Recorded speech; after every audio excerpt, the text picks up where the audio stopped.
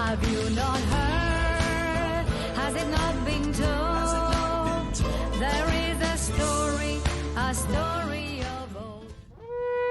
Archbishop Dominiquae Bierman has traveled the world for over 3 decades proclaiming the gospel from Zion to the nations with miracles following. She exposes the false doctrines of replacement theology and preaches restoration to the Jewish Messiah, Yeshua HaMashiach. That a lion has defeated a dragon. A lion has defeated a dragon. A lion has defeated a dragon. The Lion of Judah has defeated the dragon.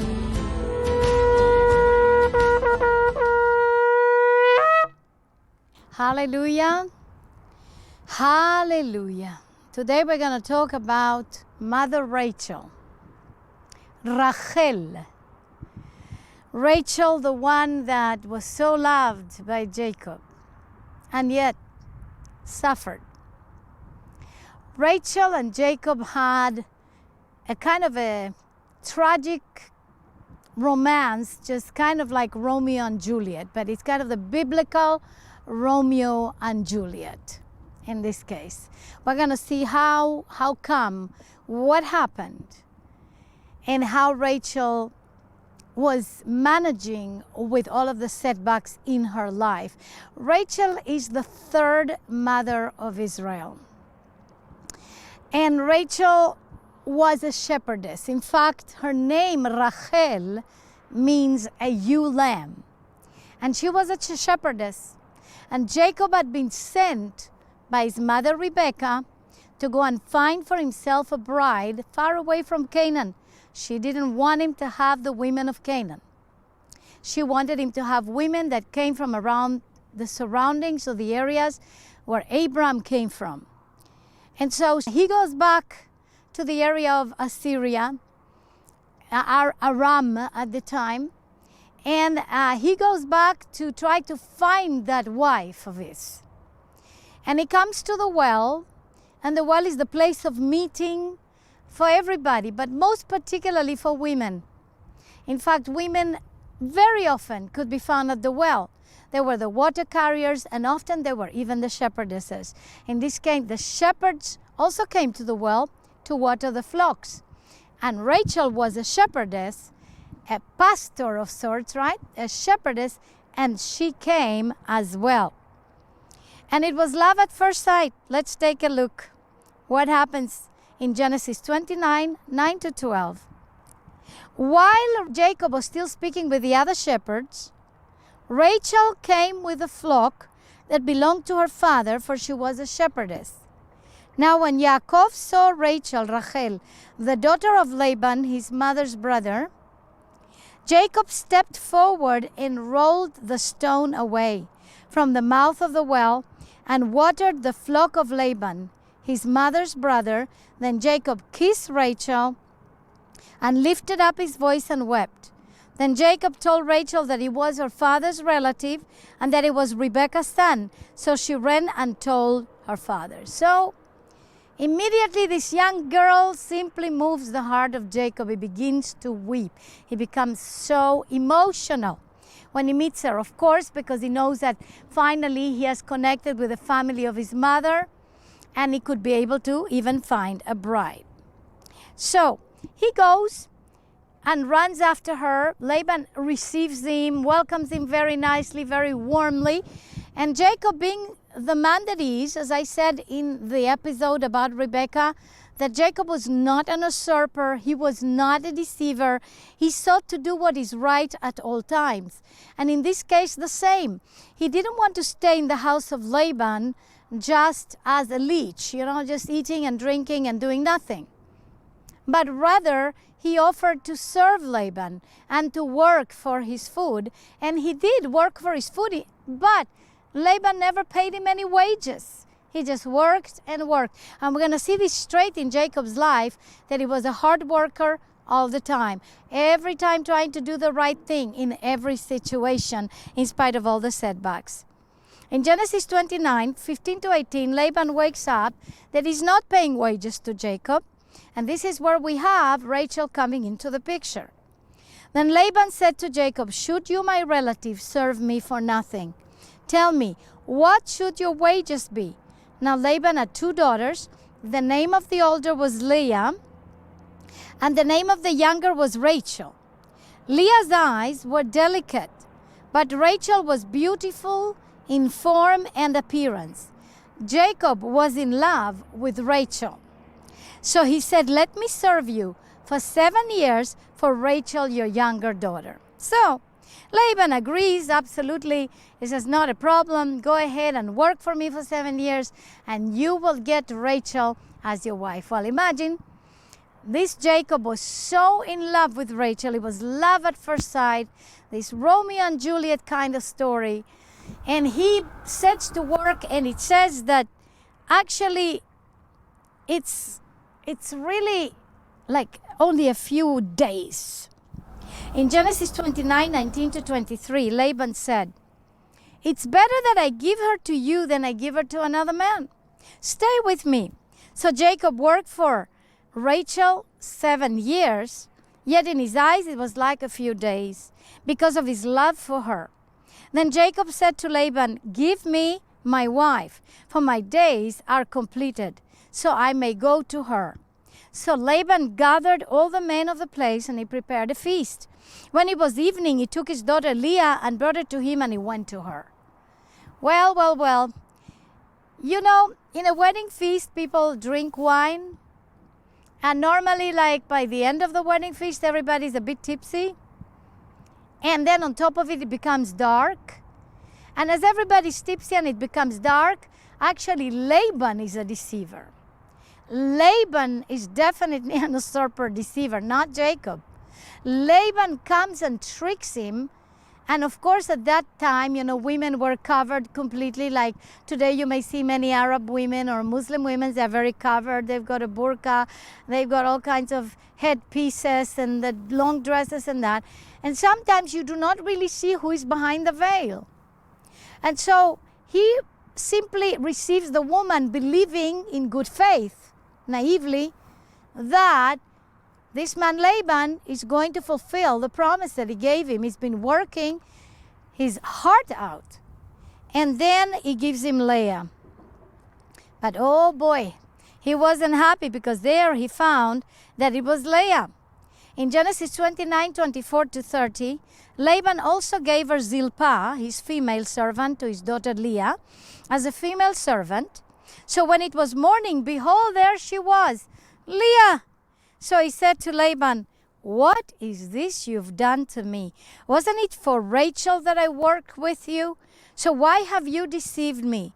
But Laban said, it's not done so in our place, to give the younger before the firstborn. Complete the bridal week for this one, then we'll also give you this other for work that you will do with me in the future, another 7 years more. So Jacob did. He also completed this once bridal week. Then he gave him his daughter Rachel to be his wife. Laban also gave his daughter Rachel his female servant, Bilhah, to be a servant for her. Jacob also went to Rachel and indeed loved Rachel more than Leah, so he served with him for yet another 7 years. What can I tell you? Difficult situation, not only for Jacob, for Rachel. Rachel is expecting to be married to the love of her life. Jacob is expecting to be married to the love of her life. And both of them are completely deceived by the father of Rachel. We want to remember this deception, because this is going to be the style of Laban concerning Jacob all the way through until the end.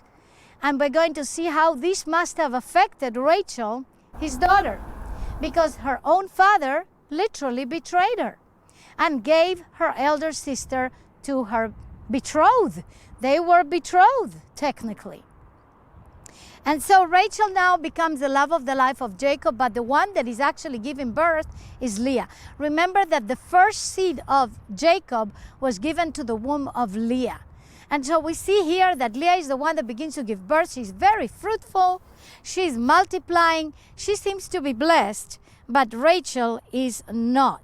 Because in Genesis 29:31 it says, now Yahweh saw that Leah was unloved, so he opened her womb, but Rachel was unable to conceive.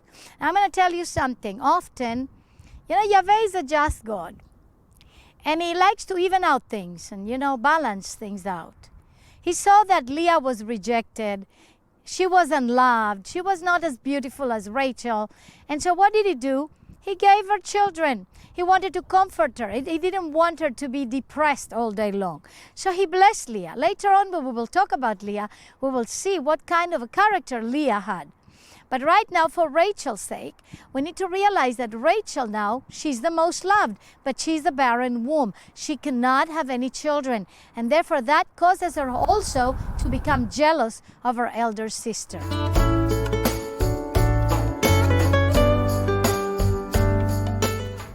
I hope you're enjoying this program about the powerful women of the Bible.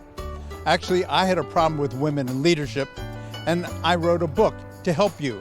I invite you to get my book, The Women Factor, and be set free. I am immovable in you, unshakable in you, and I am full of grace. I am immovable in you, unshakable in you, and I am full of faith. Your word. So now we're going to see these things because we're going to see some traits in Rachel's life that we should learn to avoid at all costs. Even though she was beautiful, even though she was loved, even though she was pretty courageous and creative like all the other two mothers, she also had some character traits that we need to be careful with. And those are the character traits of jealousy, and especially jealousy, really. So, while Leah goes ahead and births Jacob all the children, Rachel did the same thing that Sarah did with Abraham. She said, well, I can't birth, and she was complaining to Jacob all the time. Give me children or I will die. And Jacob said, what am I, God, that I can give you children? Isn't it enough? Am I not enough to you? More than all the children, I love you the most. But that was not enough, because remember that every one of our mothers, they needed to fulfill the promises given to Abraham, and therefore the way to fulfill the promise to Abraham and the promise to Eve, that there will be a seed that will be born that will crush the head of the snake in Genesis chapter 3, then they needed to birth children, because the seed will come through natural childbirth. It wasn't a spiritual seed, it was a natural seed that will be put there until finally the spiritual seed will come into the woman that was Miriam, or Mary, the mother of Yeshua. And so now we see that she's unhappy. Rachel becomes unhappy. She becomes jealous. She's cherished. She's absolutely adored by Jacob. She's loved, but she's not happy. And she becomes jealous of her sister. Genesis 31:5 tells us, when Rachel saw that she bore no children for Jacob, Rachel was jealous of her sister. So she said to Jacob, give me sons. If there are none, I'll die. But Jacob became furious with Rachel and said, am I instead of God the one who withheld from you the fruit of the womb? So she said, here is my maidservant Bilhah. Go to her and let her give birth on my knees, so that from her I may also build a family. Then she gave her a maidservant Bilhah to him for a wife, and Yaakov went to her. Bilhah became pregnant and gave birth to a son for Jacob. So here we go. We see that Bilhah becomes pregnant, just like in the case of Hagar for Sarah. And in it's exactly the same case, the principle is that the maidservants are the property of their mistresses, and whatever is born of the womb of the maidservant belongs to the mistress. By the way, we will see in the same way in the Torah, in Leviticus, when we talk about the laws of slaves, we're going to see exactly the same situation where Yahweh says that if a slave is born, a woman slave bears the child, then that child belongs to the master of the house. And so the same thing in this situation. However, Elohim is really faithful to his promise. And even though it may take tests and it may take time, he fulfills his promise. In the case of Rachel, it wasn't immediate. It took many, many years until she finally could conceive and bear the first son for her beloved Yaakov. Beloved, I've repeated it again in other series. We need to realize that on the way to the fulfillment of the promise, we are going to be tested. We are going to see when, let's say, Yahweh Elohim goes and promotes someone else above us. Are we going to get jealous? Are we going to get angry? Or are we going to humble our hearts and wait in faith for the fulfillment of the promise? Are we going to wait in faith for the answer to the prayers? It's very, very important that we shun jealousy, we shun strife, we shun anger, and all of those attitudes. And I always say to all the people that, have been discipled by me, and I tell them that your attitude will always determine your altitude. Is it an attitude of faith, an attitude of grace, an attitude of forgiveness, or is it jealousy, bitterness, and anger? And victim, when you become the victim and you begin to pout and you begin to resist. Well, in the case of Rachel, apparently somewhere she must have come to terms with the fact that, okay, her maidservant now gave birth, so now she can rest a little bit from that insistence that she needed to become pregnant. And that happens to many women. When they stop being anxious about it, they become pregnant. In Genesis 30, 22 to 24, it says, Then Elohim God remembered Rachel, and Elohim listened to her and opened her womb. Then she became pregnant and gave birth to a son. So she said, God has taken away my disgrace. She named him Joseph, saying, May Yahweh add another son to me. So she gets Joseph, and Joseph himself is named in such a way that she holds on to the tzitzit, to the hem of the garment of Yahweh, literally to his, to his heart, and says, hey, thank you that you answered my prayer, but don't forget to keep on doing it. So give me another son. Hallelujah. And Yahweh listens to her too, and she does get another son. But it doesn't happen so easily, because what happens is that now Jacob comes to the end of himself. Jacob has been cheated by Laban so many times.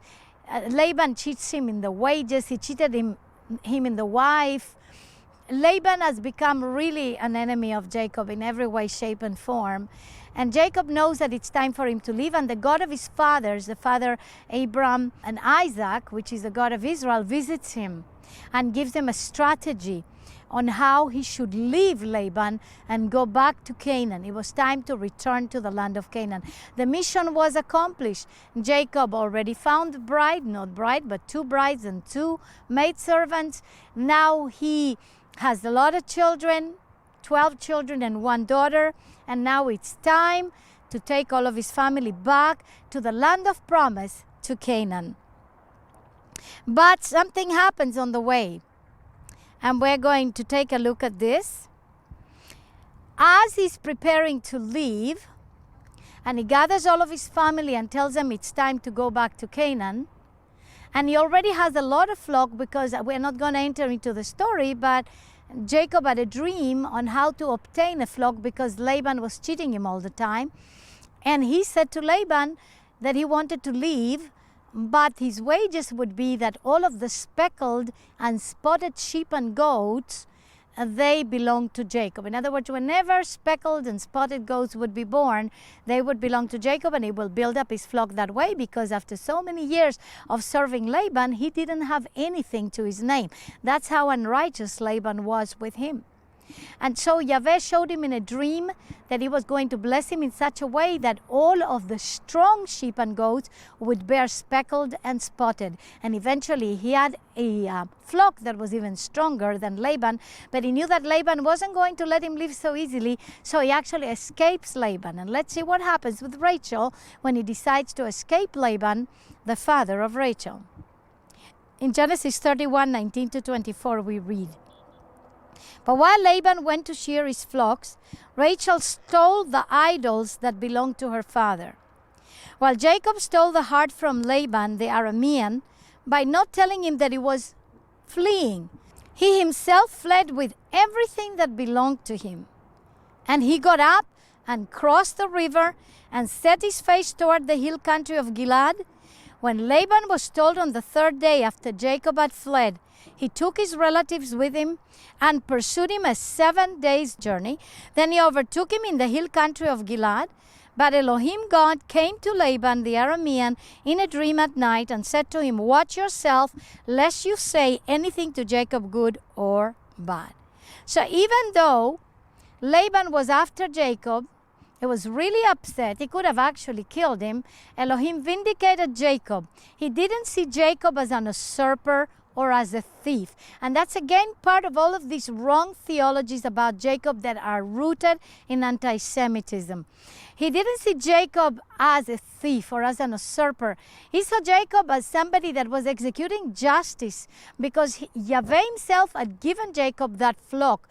And he knew that Laban was crooked and he would not let him live with the flock that belonged to him. It wasn't like he stole it from Laban. He had worked very hard and received no wages. And Yahweh told him what to do. So that's not a theft. And so Laban tells Jacob the following in Genesis 31, 29 to 32. Said, it is in the power of my hand to do evil with you. But yesterday the God of your father spoke to me, saying, watch yourself lest you say anything to Jacob, good or bad. So now when you're up and left because you really missed your father's house, why did you steal my gods? In response, Yaakov said to Laban, because I was afraid, for I thought, suppose you snatch your daughters away from me. Anyone with whom you find your gods shall not live. In front of our relatives, identify whatever is yours that is with me and take it back. But Yaakov did not know that Rachel had stolen them. You see, here we go. Rachel stole the gods, the idols of her father, and took them with her. And that's a good question. Why would she have done something like that? I personally believe that she was angry with her father because her father gave Leah and not her first, and because she probably blamed her father for her misfortune. And therefore she simply wanted to spitefully do something that would hurt her father. And since her father was an idolater, we learned that because he had gods, he had idols, then Rachel steals those idols from the father. There might be another reason, but I believe she was bitter with him. And now when Laban comes, Jacob knew nothing about this. In other words, Rachel didn't tell her husband, I've taken the idols of my father. Or she didn't even ask him for permission. Should I take the idols of my father? She just simply went ahead and stole those idols from the father. Besides the fact that the word says clearly that when you have all kinds of idols in your house and all kinds of figurines that are for the worship of foreign gods, this will bring a curse upon your household. Well, in the same way, Jacob comes and says to he's so absolutely certain that no one in his party took the idols. He had taught them about the love to the God of Abraham and Isaac. He called him the fear of my father Isaac. He had taught them about the love to Elohim El Shaddai that appeared to Abraham. So he wouldn't have believed that his most adored wife, cherished wife, would have taken those idols. So he went ahead and he said something that eventually would kill Rachel early. He went ahead and he said clearly, wherever you find them, whoever you find, those idols with, then that person will die. Unfortunately, Rachel was the one that had taken them, but Rachel decided to pretend and to lie a little bit more. Now she stole the idols, now she's also becoming a liar. Because she's sitting now on her camel saddle, and the idols are inside of her camel saddle. Now she pretends to have her period. And even then it was very clear that when a woman had her period, you couldn't touch her and the woman couldn't touch you. And you couldn't touch anything that she sat on. And she knew it very well. So she sat on the saddle, she protected those idols, and she said to her father that she has her period and therefore she's not getting up to greet him. So she continues lying. That is very unfortunate. Eventually these things are going to kill Rachel earlier. Now we see that Rachel at that point did not confess to her sin. She was, of course, afraid to die. But we see that Jacob brings them all near to Bethel and allows them to get rid of all the foreign gods that they may have on them. That means his servants and his children and everybody. In Genesis 35, 1-4, then God said to Jacob, "Get up, go up to Bethel and stay there. Make an altar there to the God who appeared to you when you fled from your brother Esau." So Jacob said to his household and to everyone who was with him, "Get rid of the foreign gods that are among you. Cleanse yourselves and change your clothes. Now let's get up and go up to Bethel so that I can make an altar there to Elohim, who answered me in the day of my distress and has been with me in the way that I've gone." So they gave Jacob all the foreign gods in their hand and the rings in the ears, and Jacob hid them under the oak tree near Shechem. The question is, did Rachel get rid of her father's idol at that time? But the scriptures are silent. Maybe she didn't, because then Jacob would have known it was her. But eventually the sin of Rachel finds her. In Genesis 35, 16-20 says, "Then they traveled from Bethel, and while they were still at a distance from entering Ephrat, Rachel began to give birth. She was pregnant again. She had asked from Yahweh for another son. Now she's getting another son. She was pregnant again. So Rachel began to give birth to the first child that is born in the land of Canaan. But her labor was difficult. While she was struggling to give birth, the midwife said to her, 'Don't be afraid, for this is also a son for you.' Now, as her soul was departing, for she died, she named him Ben-Oni, but his father named him Benjamin. Then Rachel died and was buried on the way to Ephrat, that is Bethlehem, behind me here. Jacob set up a memorial stone over her grave. It is the memorial stone over Rachel's grave until this day. Many women of Israel go to the tomb of Rachel to weep and to cry and to ask Yahweh to open their wombs and to answer the prayers that Rachel did. So Rachel is a controversial mother. On one hand, she was full of faith and she believed that God could do the impossible and open her womb. On the other hand, she was not completely straight, and the root of bitterness caused her to do things that she should have never done, and therefore she died earlier than she should have. I love my wife's new album called Tribute to the Jew in You. I listen to it in the car all the time. You need to get it. Do not delay your revival, Yahweh. Pour out your ruach like wine. Pour out your spirit like water, Adonai. Anoint your bride. Anoint. If you enjoyed today's program, support this broadcast by donating to kad-esh.org. To connect with us, write to info@kad-esh.org or mail to 52 Tuscan Way, Suite 202-412, St. Augustine, Florida, 32092, USA. Or call us at 1-972-301-7087. We'd love to hear from you. And join us again next week.